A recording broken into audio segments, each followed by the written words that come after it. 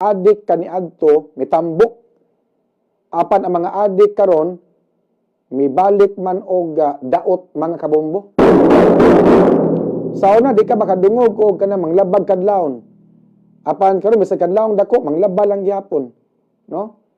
Dili para kaniadto ba nga natarong ang mga drug addict ni puyo nagkinto mahadlok nga matukhang. Apan karon paglingkod ni Bongbong Marcos kay lahi man iyang approach sa war on drugs mga kabombo.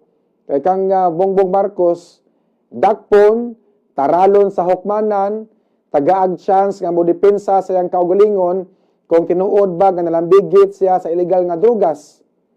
Inguna na ang approach karon ni Bongbong Marcos nga ang mga pulis, ang PDEA manakop og drug pusher, drug addict pero tagaag chance nga modepensa sa ilang kaugalingon. Pinaagi sa pagtaral sa hukmanan tubagon nila ilang kaso.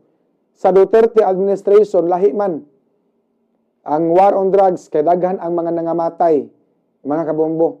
Mga drug pusher nga namatay, gumikan kay ni Sokol, nangilog og armas, nanlaban, mauna nga nangamatay. Balikon ako, 2016 hangtod 2022, niabot og 6,000 kapin ang mga nangamatay nga mga drug personalities nga namatay gumikan sa war on drugs mga kabombo or sa operation sa mga tinugyanan sa balaod. Nganong namatay man, number 1, matod pa ni Sokol, nangilog og armas, mauna nga napugos ang mga pulis sa pagpatay mga kabombo. Pero mangutana ko ninyo, unsa may inyong obserbasyon sa peace and order sa Duterte administration o sa Marcos administration? Asa may kanang murag safety ta maglakaw-lakaw bisag kadlawon ba?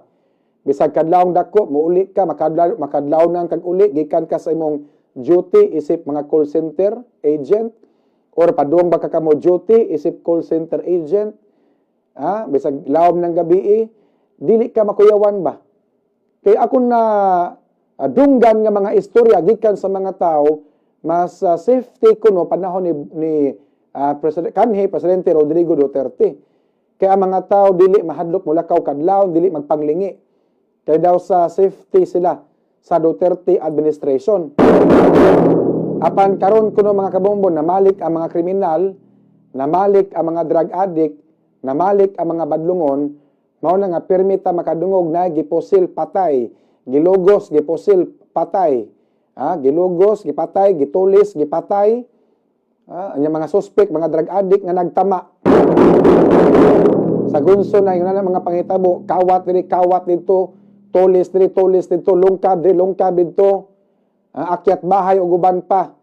Kaya mga suspect, mga drug addict, mga kabombo. Kaniya to, kang Duterte, wa man na. Nahadlok man, nangundang man. Mao na mga drug addict, kaniya to, nilaylo. Nilaylo, kay mahadlok, matukang, mga priso, baka matikwang yun, mga kabombo. Yakan Bongbong Marcos kay civil man kayo og approach. O ka, nakasala ka, drug pusher ka, dakpon ka. Dakpon ka, onya dadon ka sa prisuhan, onya naralon ka sukbanan, dadon ka sa korte, patubagon ka sa imong kaso. Kung tinuod ba nga imo haning sabong nga nakuha, tinuod ba nga imo ning sabong nga nakuha sa imong posisyon, so daghan kag chance mo depensa sa imong kaugalingon, mga kabombo. O kabantay mo minus ang patay ron sa police operation. Apan sa previous administration, grabe ang patay mga kabombo. Basin isog puting kayo ang mga drug pusher kaniadto kay manukol bag pulis.